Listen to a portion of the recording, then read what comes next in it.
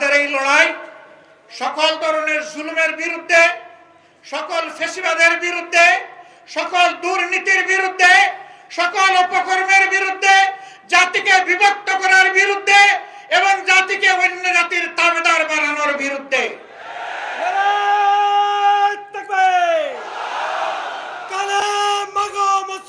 মুসলমান কারণ লাল চোখ পরোয়া করবে না ইনশাআল্লাহ।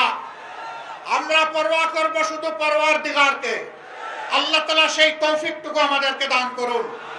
আগামী নির্বাচনের মধ্য দিয়ে নতুন বাংলাদেশের নতুন ইতিহাস রচিত হবে ইনশাআল্লাহ।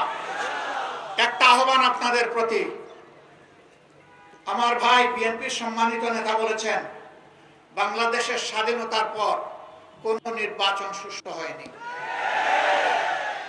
একটা সুষ্ঠু নির্বাচনের পিপাসা নিয়ে জাতি এখন অপেক্ষা করছে।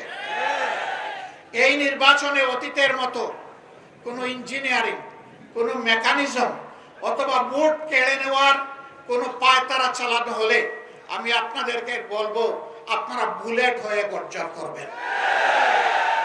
ওই দুষ্ট হাত আপনারা অবশ করে দেবেন। শুধু ভোট দিবেন না, ভোটের পাহারাদারিও করবেন। আপনার ভোটে আপনার প্রতিনিধি নির্বাচিত হবে, সেটি নিশ্চিত না হওয়া পর্যন্ত আপনারা বিশ্রাম নেবেন না। বলবেন যে দায়িত্ব আমাদের দিয়ে আপনারা কেউ সরে যাবেন। না না, আপনাদের সামনে থেকে একসাথে লড়াই করব ইনশাআল্লাহ। মানুষের অধিকার প্রতিষ্ঠার জন্য এ লড়াই থেকে কেউ আমাদেরকে থামিয়ে রাখতে পারবে না ইনশাআল্লাহ।